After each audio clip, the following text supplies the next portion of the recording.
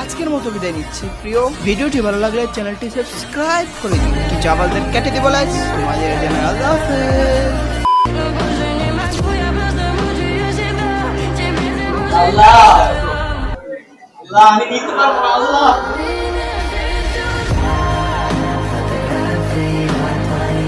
Guys, একটা সময় ছিল আমাদের ফ্রি ফায়ার গেমের মধ্যে এমন কিছু ইউটিউবার ছিল যাদের ভিডিও দেখার জন্য হাজারো অডিয়েন্স অপেক্ষা করে থাকতো যে কখন তারা ভিডিও আপলোড করবে। কিন্তু দুঃখের বিষয় এখন আমরা আর হাজার বছর অপেক্ষা করলেও তাদের ভিডিও আর দেখতে পারবো না, কারণ তারা আর আমাদের মাঝে নেই। তারা আমাদেরকে ছেড়ে না ফেরার দেশে চলে গিয়েছে। কেউ হয়তো বা রোড অ্যাক্সিডেন্ট করে, আবার কেউ সুইসাইড করে। হ্যাঁ, আজকে আমরা এমনই 7 জন লিজেন্ডারকে দেখতে চলেছি যারা আর আমাদের মাঝে নেই। আমি জানি না তোমাদের কাছে এই ভিডিওটা কেমন লাগবে, তবে আমি তোমাদেরকে রিকোয়েস্ট করতেছি এই ভিডিওটা একদম শেষ পর্যন্ত দেখো, কারণ এই ভিডিওতে এমন কিছু লিজেন্ড রয়েছে যারা তাদের জীবনের একদম শেষ মুহূর্ত পর্যন্ত ফ্রি ফায়ার কমিউনিটির জন্য লড়াই করে গেছে, এবং তাদের ব্যাক স্টোরি সম্পর্কে জানলে তোমরা একদমই অবাক হয়ে যাবে। তো চলো শুরু করা যাক আজকের এই ভিডিও। নাম্বার 7, প্রথমেই 7 নম্বরে থাকছে গোকু ফাইম। সে একজন ইন্ডিয়ান, এই জন্য তোমাদের মধ্যে অনেকেই তাকে নাও চিনতে পারো, তবে সে ফ্রি ফায়ার স্পোর্টস এর জন্য যা করেছে তা আসলেই ভোলার মতো না। সে ছিল একজন ইউটিউবার এবং সে ব্লাড ক্যান্সারে আক্রান্ত থাকা অবস্থায় সাধারণ প্লেয়ারদেরকে ফ্রিতে কোচিং করাতো যে কিভাবে তারা একজন প্রফেশনাল স্পোর্টস প্লেয়ার হতে পারে। সে তাদেরকে বিনামূল্যে ইন্টারনেট এমনকি প্র্যাকটিস করার জন্য মোবাইলও দিত, এবং এই বিষয়টা সে কখনোই অনলাইনে প্রকাশ করেনি। সে চলে যাওয়ার পরই সবাই এই বিষয়টা জানতে পারে। যাই হোক, তাকে বাঁচানোর জন্য ফ্রি ফায়ার কমিউনিটির অনেক ইউটিউবাররাই তার নামে চ্যারিটি স্ট্রিম করে বা ডোনেশন চালু করে। এমনকি ইন্ডিয়ার মোস্ট পপুলার ইউটিউবার ক্যারিমিনাটিও তার নামে চ্যারিটি স্ট্রিম করে, এবং এরপর তার চিকিৎসাও করা হয়। কিন্তু দুঃখের বিষয়, এত সব করার পরেও 1 বছর পর সে আমাদেরকে ছেড়ে না ফেরার দেশে চলে যায়। We miss you legend Goku, rest in peace.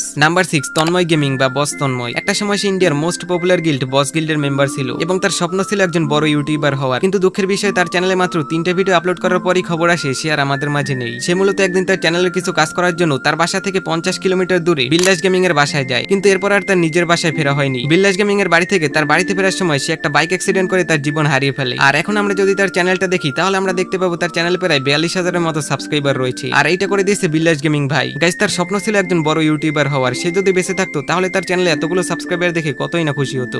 Number 5, Antu gamer BD, যাকে তোমরা দাদু নামেও চেনো। সে প্রতিদিন লাইভ স্ট্রিমে এসে ফানি ফেস দিয়ে আমাদেরকে এন্টারটেইন করতো, কিন্তু সে যে নিজের মধ্যে কতটা কষ্ট নিয়ে আমাদেরকে প্রতিনিয়ত এন্টারটেইন করে গেছে তা আসলে বলে বোঝানোর মতো না। সে আমাদেরকে ছেড়ে যাওয়ার আগে তার ফেসবুক পেজ একটা পোস্ট করে, বাকিটা তোমরাই দেখো। লাভ ইউ প্রিমা, আমি এক নারীতে আসক্ত, দ্বিতীয় নারীতে নই। আমি দ্বিতীয় নারীর কথা কল্পনা করতে পারছি না। বিয়ের আগে আমি কোনো মেয়ের সাথে প্রেম করি নাই। তুমি আমার জীবনে প্রথম প্রেমিকা, এবং তুমি বিয়ের আগে আমার কাছে সব স্বীকার করেছিলে। তোমার রিলেশন আছে, তুমি নিজে বলেছিলে আমি তোমাকে ছাড়া আর কিছুই চাই না। নিজের ইচ্ছায় বিয়ে করলে, নিজের ইচ্ছায় সংসার করলে, তাহলে কেন তুমি আমাকে মাঝপথে ছেড়ে চলে গেলে? নিজের স্বার্থের জন্য আমার জীবন কেন নষ্ট করলে? তুমি তো জানো আমি কিরকম তোমায় ভালোবাসি। তুমি যাওয়ার পরে আমি তোমায় ভুলে গেছি, কিন্তু তুমি যে আদর করে ভাত খাওয়াই দিতে, গোসল করাই দিতে, আমার কাঁধে করে পুরো ঘর চলতে, প্রতিদিন রাতে মাথা চুলকাই দিতে